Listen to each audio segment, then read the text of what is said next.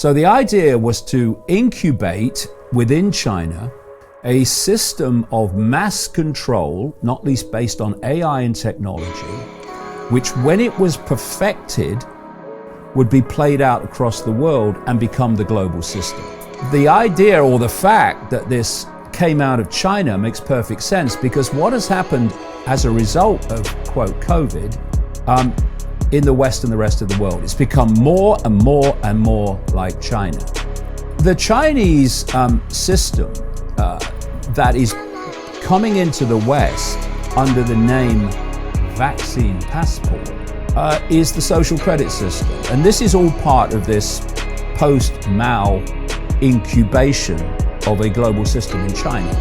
So what happens, if people haven't come across it, is there are millions of surveillance cameras in every Chinese city.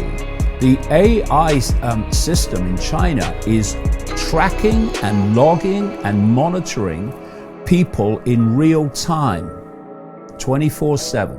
And it's logging whether you are behaving in ways that the government wants or whether it's in ways the government doesn't want. If it's the way the government wants, you get credits. If it's not, you have them taken away.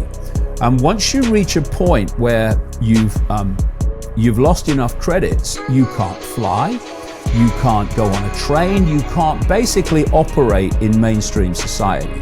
We now have these increasingly, in country after country, vaccine passports. Now, what are they saying? They're saying if you don't do what the government tells you to do, then you can't operate in mainstream society. You're excluded from society.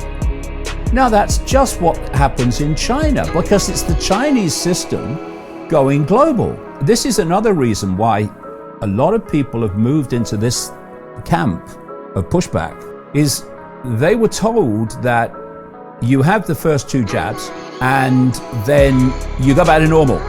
And if we have a vaccine pass, you've got a vaccine pass. You'll be all right. And then they said, well, actually, you need a 3rd. And in a place like Israel, you need a 4th. And by the way, if you don't have them, then you're not fully vaxxed and you lose your vaccine passport and you go back to being excluded from society in the same way people have identity.